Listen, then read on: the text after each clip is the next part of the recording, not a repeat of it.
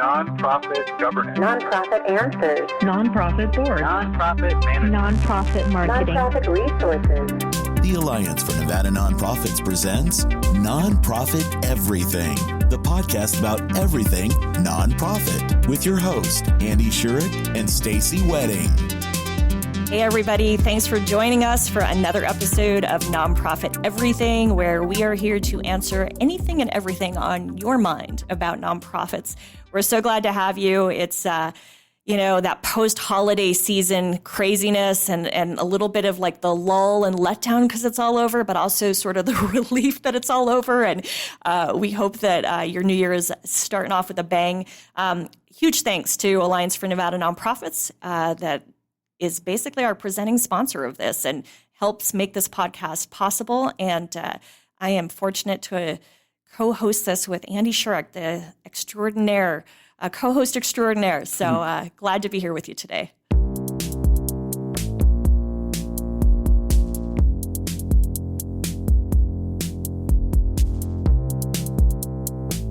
We are a statewide organization and plan to close our Vegas offices in 2019 because of fiscal constraints.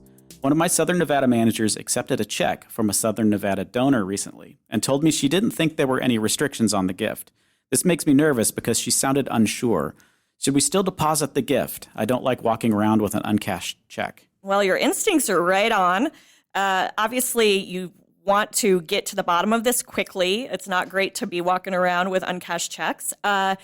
And for me, what that leads to is if you have any lack of clarity, it needs to be a conversation with the donor. Yep. And right, I mean, and it's just got to be real about, hey, here's what's going on with our organization, especially if it's a Southern Nevada donor and you're going to close shop or close your operations in Southern Nevada. I'm going to make an assumption, probably not fair, but that's why you need to have the conversation with the donor, that probably the donor is wanting their check to go towards some of your Southern Nevada services. Right. So I feel like it's with any good donor stewardship, it's an opportunity for more education. It's an opportunity to build a relationship. It's not a bad thing. You're saying to the donor, we want to honor your intent, and we have this check, and we wanted to make sure, was there anything you wanted this tied to? And I also think that even if the donor said, I don't really care, use it for whatever, I still think you have a moral obligation, if it's a Southern Nevada donor, to share with them what's going on with your organization, because I think they could feel a little bit taken advantage of if they find out 3 months from now that you're closing shop in Southern Nevada. Yeah.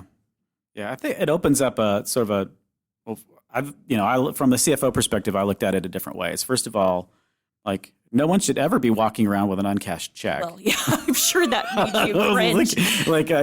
That shouldn't be. You need some sort of process in place to make sure that when the check is received, that it's logged and immediately goes into the bank. But I understand that you don't want to, because the CFO in me says just deposit the check. If you need to cut her a refund, do that. Yeah. Right. Yeah. But don't wander around with an uncashed. It's just going to make your donor annoyed too. Like they're bouncing their checkbook, if people still do that.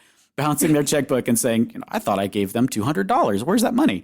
Plus, you should be thanking them for it immediately, right, too? The other thing is restrictions and keeping track of what's restricted in what way. It needs to be a very specific process. So you can get in big trouble if you send out a piece of mail and it mentions something. Even in passing. So say you've sent out a piece of mail and your organization, because we're talking about homelessness today, your organization talks about feeding homeless people. You may have just accidentally restricted that program, that gift, to a homeless feeding program, which means you can't spend it on something that doesn't fall under that category. So you have to be very careful because your auditors will eat you alive if they think that you've restricted something by the way you're talking to your donors about it. And the donor intent is super important. If the donor thought it was going for one thing and it's actually going for something else, like you're going to get a super bad audit. Well, I have a follow-up question on that one. So how do you, from a CFO and kind of a finance perspective, when you see these mailers that say $25 helps us do XYZ, $50, provides an opportunity to do, provide 5 blankets, whatever. You get what I'm saying. Yep. Would that be considered, I'm sure that's a nuanced thing, but would that be considered a restriction, or is it just sort of showing what the money could do? And it could be.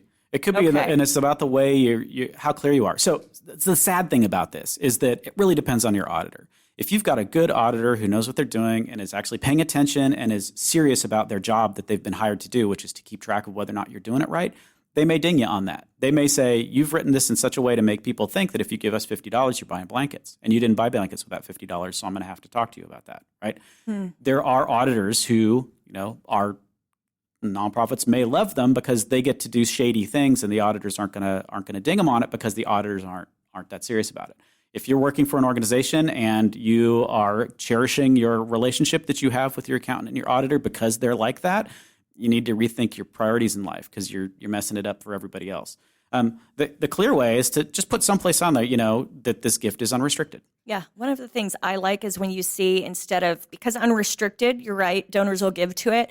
A language that I love that I see nonprofits use is when they say, help fund the greatest need of our organization, right? Because then that is saying unrestricted just in a different way. And the greatest need could be operations and overhead. Could be the sewer bill today. Right. It could be, right? Good grief. Yeah.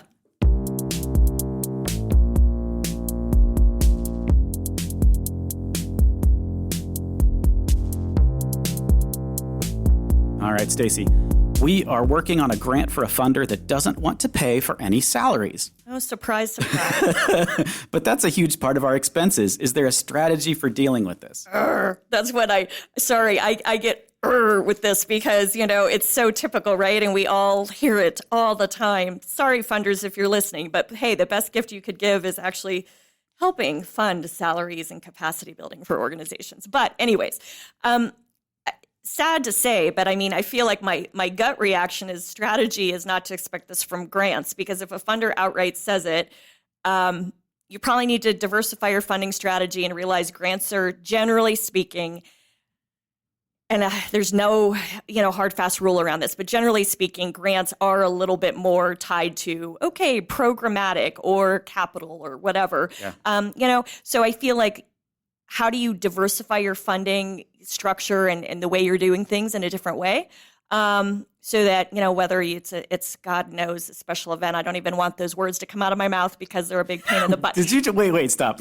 Did you just recommend someone do a special event? No, I don't. I'm not recommending. Okay, let's just be clear. All right. So let's find another way, or, sort of an annual appeal, but some other way you can get some of those dollars raised might be, better benefit to you. But the other thing is, and I'd love to know, Andy, with some of his finance background, might have some tricks around this. But I also think maybe it's a dialogue with the funder about what exactly they mean by salaries, right? Because a program salary for a program that has to be run may be acceptable to them versus, oftentimes you see the admin or fundraising or ED salaries aren't the ones they want to fund. So perhaps there's a room for a conversation with this funder to really get some clarity around what they mean by salaries, instead of sort of just thinking it means salaries in general. Maybe that's not the case. So I think it might be worth a conversation, but bottom line, I say you got to mix it up with some other ways to bring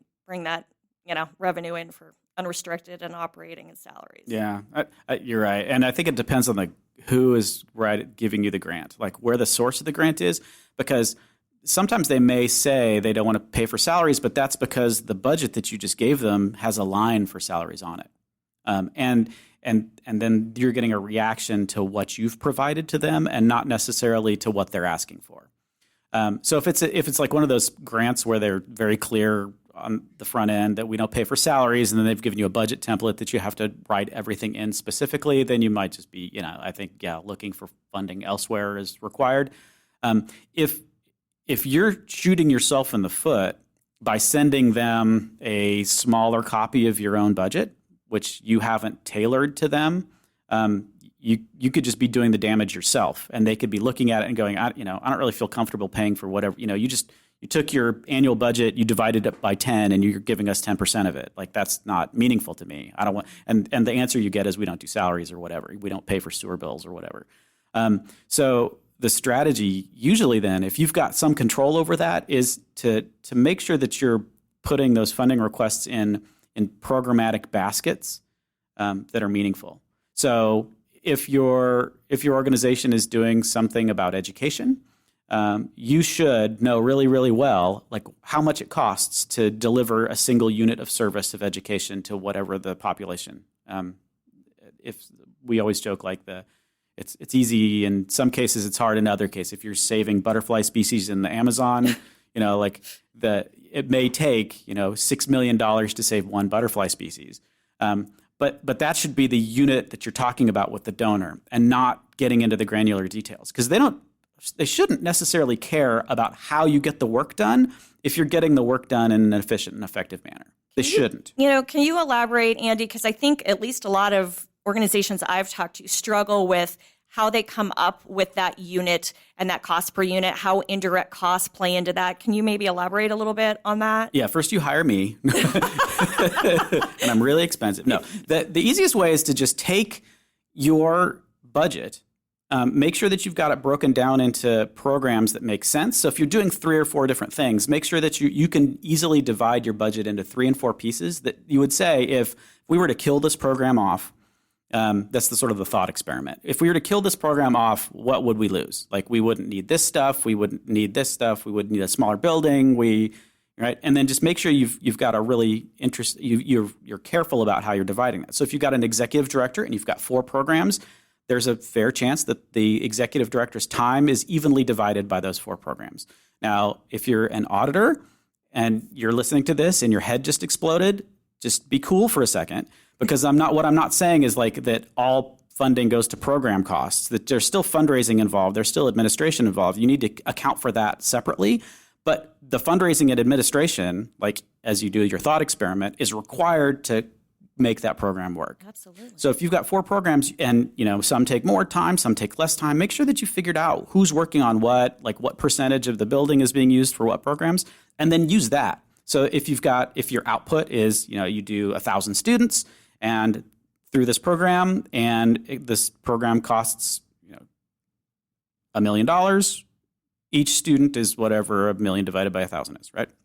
I love this. It's early morning and we can't do the math right now. I never do math. I don't do math in my head. No. Well, and what I love about what you're saying also is, because I see too many people fall in the trap with grants that they're thinking of specific, they're not thinking of overhead. Like, how do you deliver your program right without having an office space that, maybe you do whatever. How do you do it without some of the technology? And so I think what's happening is people are really shortchanging themselves when they put together these budgets, because they're looking at direct, in their mind, what are direct program costs? Like, okay, here's the basket with the food that we're giving to, this person. And, so those are those costs, instead of all the things that went into that. So I love the idea of really looking at the big picture and sort of figuring out what your true cost is. Yeah. And like for-profit businesses have been doing it for infinity years. They call it cost accounting. And there's generally somebody who's paid to keep track of all of that kind of stuff, so that they know exactly what input's going in to whatever output is, so that they can figure out what their profit margin is properly. So it's not something specific to nonprofits. It's something that everybody should do. If you have somebody on your board that thinks they're a smart business person, lean on that person to get them to help you with that too. Absolutely. Yeah. But yeah, don't shoot yourself in the foot. I think if I could, if there's a summary, right? Don't shoot yourself in the foot, and provide something that allows somebody to tell you no. Absolutely. If you're given the opportunity to craft that grant proposal yourself, like, do it in the best light. Don't dump a spreadsheet on them when you know they're not really looking for a spreadsheet. Absolutely.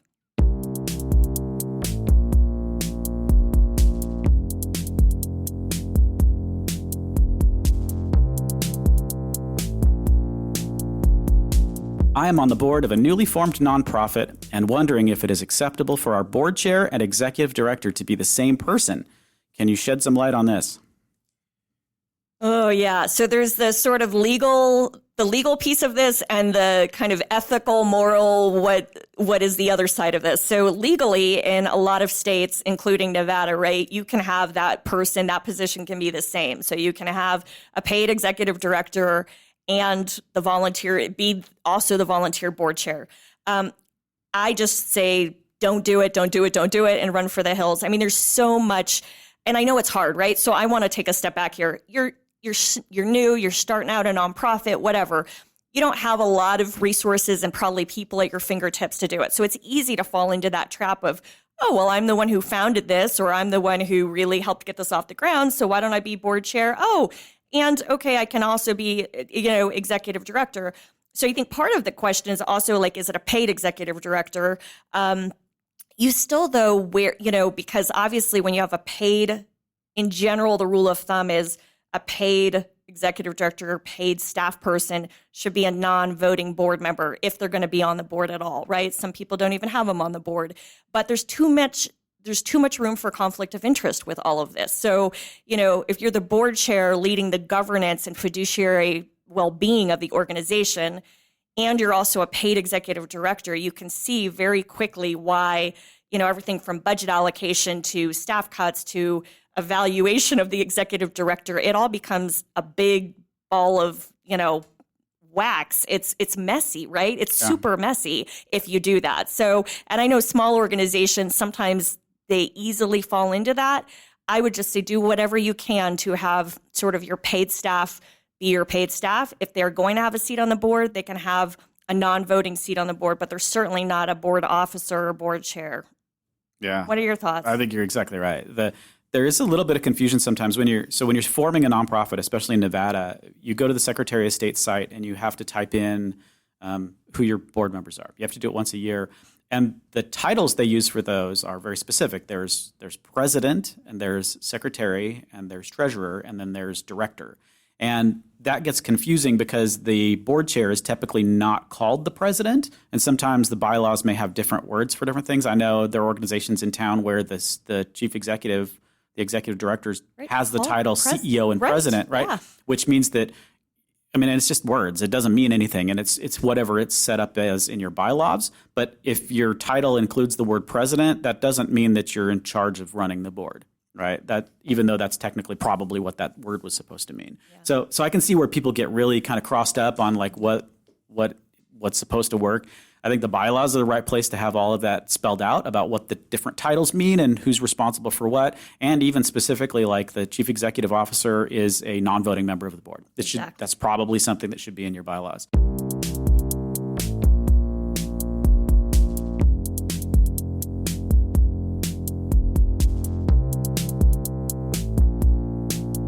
Our agency has grown large enough that our board has decided it's time for an audit. We are putting this out to bid right now and are wondering if you have any pointers on how best to prepare for an audit. Are there things we can do to make the process easier, streamlined, and quite frankly, less painful? For your first audit, hopefully your auditors are going to be nice to you, because they should recognize that this is the first time that you've ever done it. So they should come in with let's help you. Because an audit, on one hand, what an audit is officially about, is it is a third party coming in to look at what you've done and then say that they understand it and that what you've presented is correct, or not correct necessarily, but they've looked at it and that they don't see anything horribly wrong with it. Is basically all they're saying. They're not there to do the work. They're there to say that what you've done is good enough.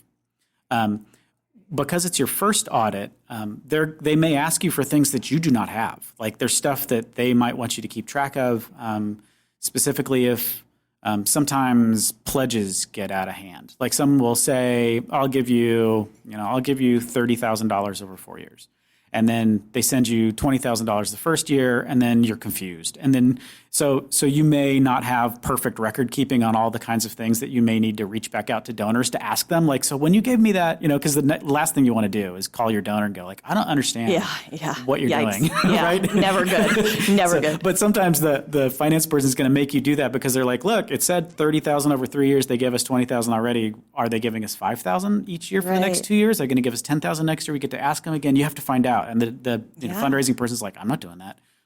Right. So there may be stuff that you don't have that you're going to need to keep track of. Now, do you get dinged for that? Like on an audit, does that reflect negatively in the audit findings if you don't have it? So there's a couple of levels of findings. So most of the time, if you're conscientious and you've done your work and you're actually paying attention and you know how everything's supposed to go, your audit's going to be a clean audit, which means that there aren't any major problems with it. Okay.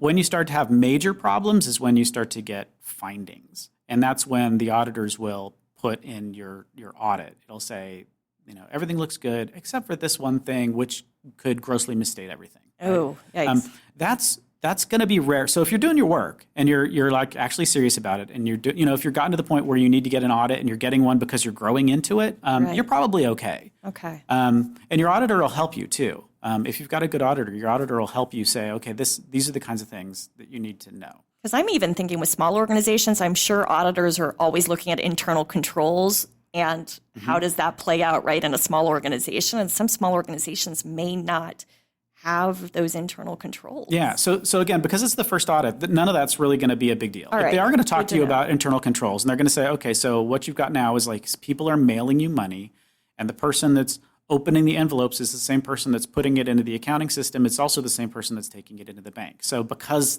that person is the same person all the way across the board, there's an opportunity for them to lie about what came in the envelope or to change a check or to do something and put part of the money in their pocket because there's no one else to see that they did it. So they're going to try to get you to include more people in the process and those kinds of things. And you should be thinking about those kinds of things already, but the auditors are going to be really good at telling you, this part needs to be fixed.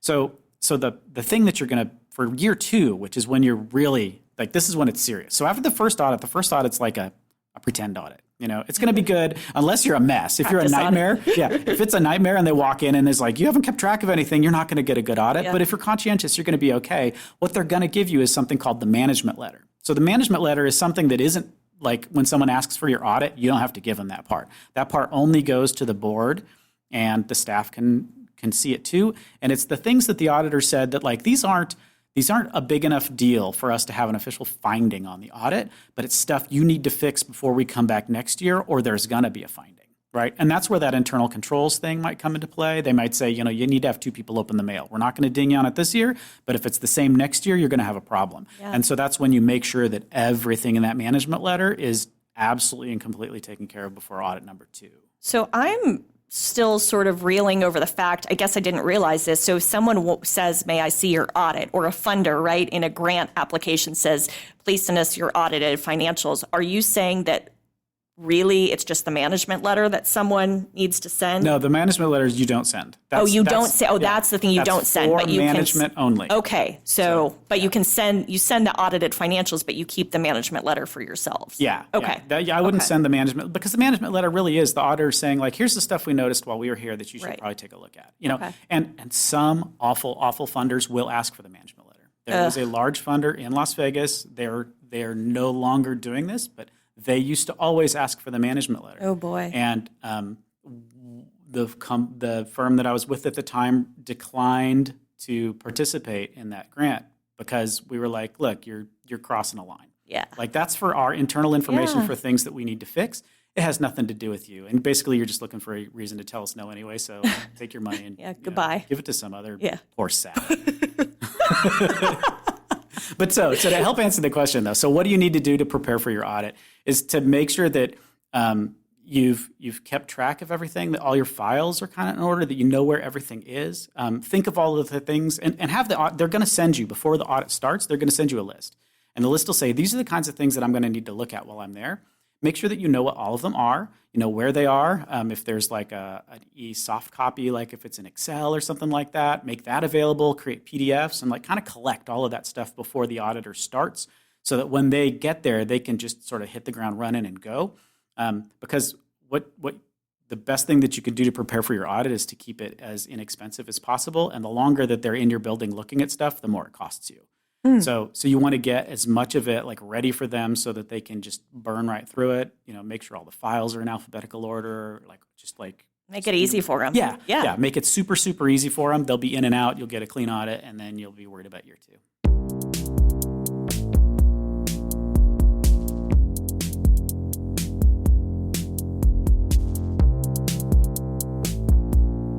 We are engaging in our first ever strategic planning process in the next few months, and I have been reading up on what makes a plan effective. Different materials are showing different definitions of mission and vision, and I am now a bit perplexed as to what the difference actually is. Help.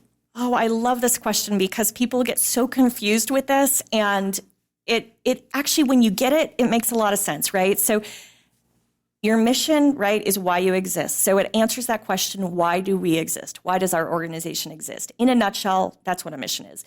Vision is forward thinking, right? what is your desired end state? If you are successful fulfilling your mission, what does that future state look like? I think one of the visions I always use, and I probably don't have the words exact, so if anyone from this organization's listening, don't kill me. But I think Three Square had a vision at one point that was just like a community where nobody goes hungry. So that was the end state, right? That was the end result. If they are successful, achieving their mission, of distributing food and placing food and doing all of that great stuff, then the vision is nobody is going to be hungry in our community. So I think it's really about trying to get to that. It is hard to get people to think like that because people tend to, especially when you get in strategic planning sessions, they want to get into the sort of the meat of, what are we doing? Like they want like verbs in it. And I'm like, no verbs. So the rule of thumb is no verbs, just a desired end state, right? A community that, household that, whatever it is, but it's something that is the end state. Yeah. It's funny how so many missions and visions stick. Yes. Like they were originally thought of because they needed to be thrown on the 1023. You're creating your 1023. Oh no, we need a mission. Like, okay, just put that on there. And they use like the internet mission statement generator or something like that. And it's like, it has to include like the region that it's in and like all this technical detail about how it's going to work. And it's really nope, you don't need to do that. And then the challenge that I come up with organizations when we're talking about vision a lot too, is that sometimes their vision and their mission aren't aligned. So when you go through the process of figuring out what your vision is, so what's the desired end state, and then you look at what we're actually doing, it's like then there's this cognitive dissonance about, wait a minute. Yeah. Like if we do our mission really well, that's actually not the end state we're going to get. We're going to get something different. Like there's 12 other organizations in the chain that need to work together. So Three Square, for example, is good. It's about ending hunger. Ending hunger in a community, that's great. And the way they're going to do that is by making food available to people, right? The deeper you dig into that, you find out like, well, what's the root cause of that? Like, why are people hungry? And people are hungry for lots of different reasons. Absolutely. And Three Square is not tackling any of those, right? No. So like, is the vision, like, does the mission have to completely encompass what the vision says, or is it okay to just be able to do just a piece of it? Yeah. And I mean, I think that's something, right, organizations have to wrestle with. It's a really good point. And sometimes you see these I think vision, people also struggle with, it can be so lofty that it is, like they're an organization based in, Northern Nevada, for example, and yet they're saying they're going to change something for the world. It's like, no. Like, I mean, like, I don't think that's really going to happen, right? So I think there's this sort of also gut check of, we want something super aspirational. We want something that's hard to reach because it's very far in the future, and yet it's not completely implausible. And I think people struggle with that too. Yeah.